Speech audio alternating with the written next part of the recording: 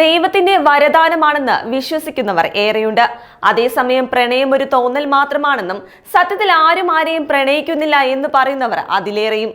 എന്നാൽ ഈ തോന്നലുകളെല്ലാം തെറ്റാണെന്ന് ചിലർ ജീവിച്ച് തെളിയിക്കുന്നുമുണ്ട്. അത്തരത്തിൽ ഒരു ജോഡികളാണ് പേർളി മാണിയും ശ്രീനിഷും. ബിഗ് ബോസ് മലയാളം സീസൺ 1 ഇരുവരും മത്സരാർത്ഥികളായിരുന്നു. അവിടെ വെച്ചാണ് രണ്ടുപേരും പ്രണയത്തിലാകുന്നതും വിവാഹം കഴിക്കാൻ തീരുമാനിക്കുന്നതും. തുടക്കത്തിൽ ഷോ ജയിക്കാനുള്ള ലവ് സ്ട്രാറ്റജിയാണ് ഇരുവരുടെയും പ്രണയമെന്ന് വിമർശനം വന്നിരുന്നു.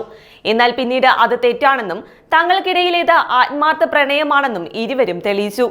കുടുംബാംഗങ്ങളുടെ സമ്മതത്തോടെ ഷോ കഴിഞ്ഞ് പുറത്തിറങ്ങി വൈകാതെ ഇരുവരും വിവാഹിതരായി.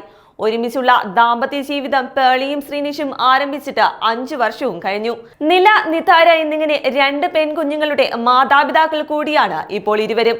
കഴിഞ്ഞ ദിവസം പ്രണയദിനത്തിൽ ഭർത്താവ് ശ്രീനിഷിന് ആശംസകൾ നേർന്ന് പേർളി പങ്കുവച്ച പോസ്റ്റാണ് ഇപ്പോൾ വൈറലാകുന്നത്. പ്രണയത്തിന്റെ ആദ്യകാലം മുതൽ അടുത്തിടെ വരെയായി പകർത്തിയ ചില ഫോട്ടോകൾക്കൊപ്പമായിരുന്നു പേർളിയുടെ കുറിപ്പ്.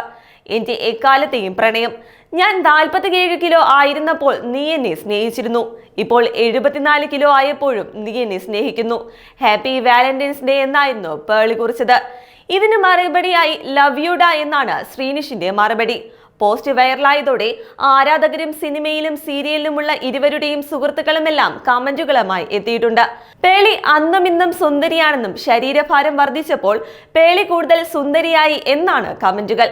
ബിഗ് ബോസിൽ സംഭവിച്ച ഏറ്റവും നല്ല കാര്യം പേർളിഷ് പ്രണയമാണെന്നും കമന്റുകളുണ്ട്.